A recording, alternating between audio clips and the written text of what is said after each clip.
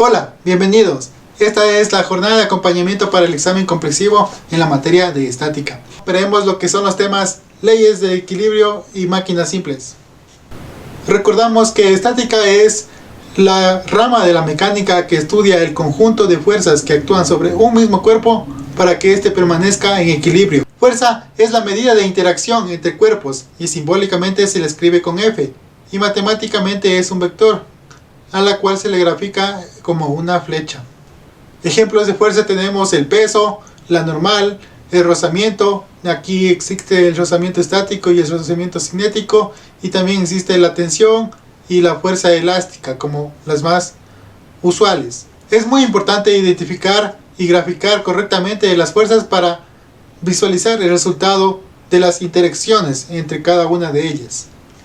Como sabemos, la materia está sometida a todo tipo de fuerzas y son condiciones específicas las que nos permiten decir que un cuerpo está en equilibrio. Es decir, que al aplicar las fuerzas no afecta el estado de movimiento del cuerpo.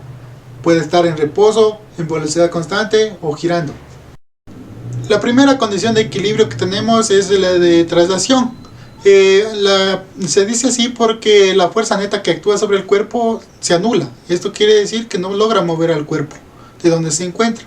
Esto nos permite resolver los ejercicios mediante un polígono vectorial cerrado o aplicando también el teorema de Lamias, que es conveniente cuando solo son tres fuerzas no coplanares. La segunda ley de equilibrio se fundamenta en otro concepto que se llama torque o momento de fuerza. Esta solo es el nombre que se le da a la capacidad que tiene la fuerza para cambiar la velocidad de giro de un cuerpo. Esto quiere decir que podemos hacer en sentido horario o en sentido antihorario. El torque se lo calcula mediante el producto vectorial R cruz F, lo que significa que es simplemente la aplicación de la fuerza a una distancia del centro de giro. Para términos prácticos solamente se toma el brazo perpendicular de esta distancia y se la multiplica por la cantidad de fuerza.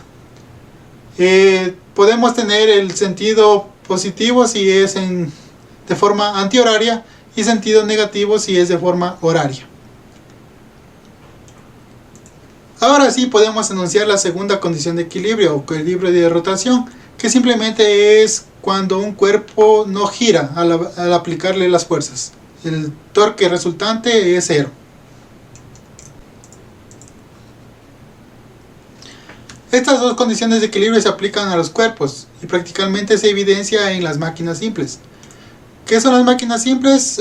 Son instrumentos que poseen tres características principales. Un punto de apoyo, permiten modificar la dirección de la fuerza y entregan una ventaja mecánica. Esto quiere decir que multiplican o disminuyen la fuerza que se les proporciona.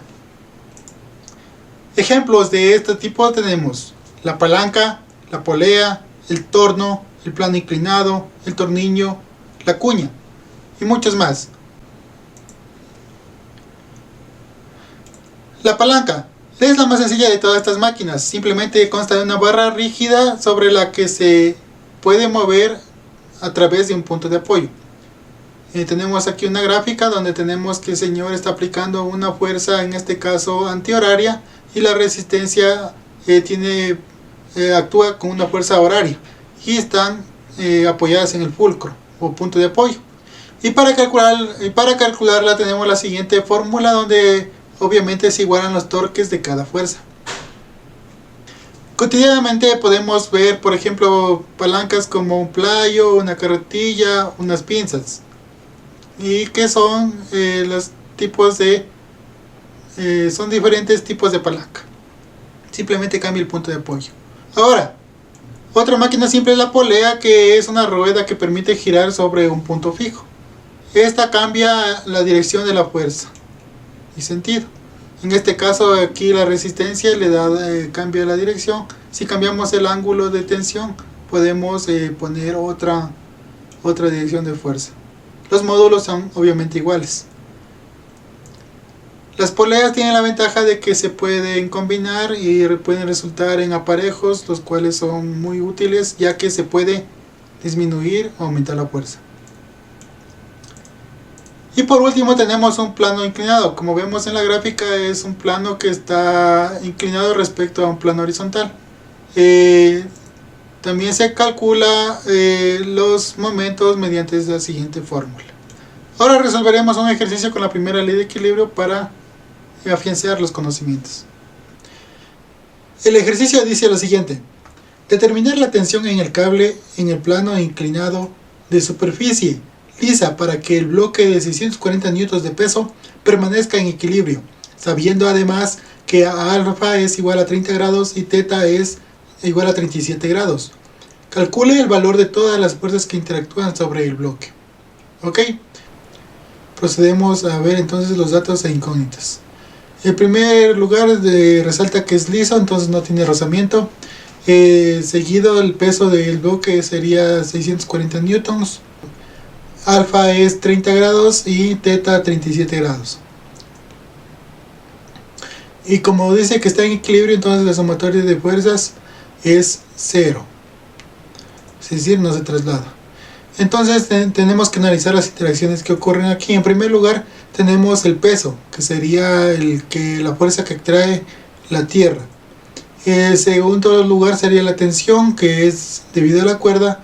El siguiente sería que tenemos una fuerza normal debido a la contacto de superficies entre el bloque y el plano inclinado.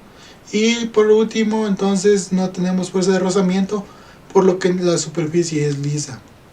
Esto lo vamos a analizar en el diagrama de cuerpo libre. Aquí tenemos el diagrama de cuerpo libre. Entonces empezamos haciendo ejes sobre el plano X y perpendicular al plano Y. Seguido tenemos entonces que graficar las fuerzas. En este caso tenemos la tensión, se la grafica sobre la cuerda que está alando al bloque, y el peso, que sería hacia abajo siempre, y la normal, como es perpendicular a la superficie de contacto, estaría en esta dirección, en el eje Y. En la tensión tenemos que la podemos trasladar al centro de concurrencia de todas las fuerzas para poder analizarlas. A continuación tenemos la descomposición vectorial de los componentes. Entonces sobre el eje X sería el Px, el peso en X, y sobre el eje Y el peso en Y. Estas se realizan mediante perpendiculares. Hacemos lo mismo con la tensión, y tenemos la tensión en X y otra perpendicular al eje Y, y tenemos la tensión en Y. Ok, ahora tenemos que realizar el análisis de los ángulos. Tenemos este ángulo y este triángulo que es rectángulo y forma un ángulo complementario. Además de eso tenemos aquí otro triángulo rectángulo que forma el ángulo complementario de beta, que sería en este caso alfa.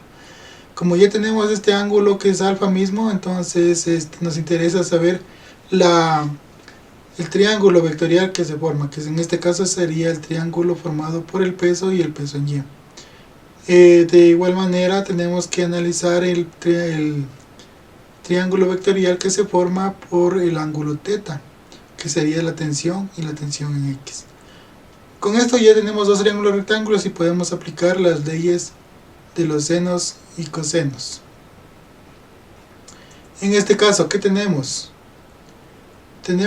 Vamos a analizar en primer lugar el triángulo de acá abajo, que sería el del peso.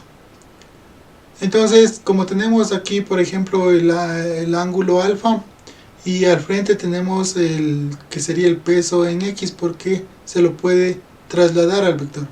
Entonces el peso en X es opuesto al ángulo. Cuando es opuesto, sabemos que se ocupa el seno del ángulo dado.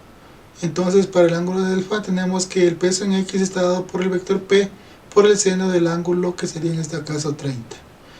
El peso en Y sería como el peso en Y es adyacente al ángulo, entonces se utiliza el coseno.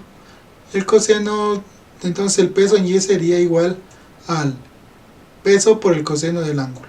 Aquí simplemente, como ya tenemos el dato del peso de que era 640 newtons, reemplazamos por los valores. El seno de 30 es 1/2 y tenemos la respuesta que el peso en X es 320 newtons.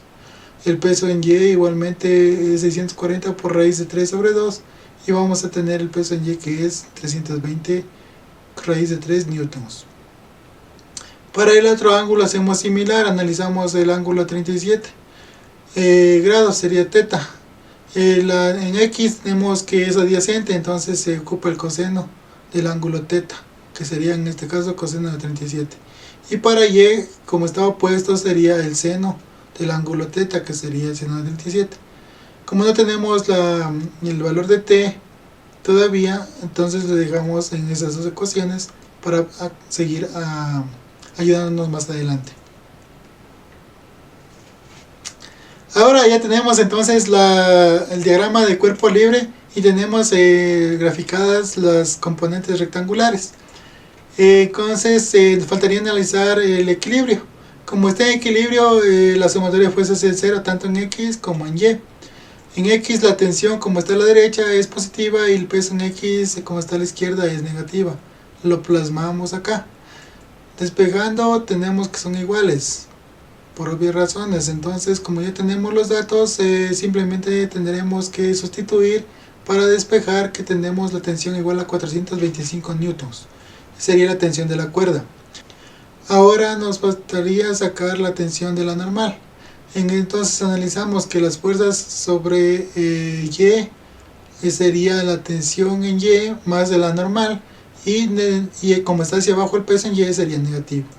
Esto lo plasmamos en la siguiente ecuación y despejando la normal tenemos esa diferencia.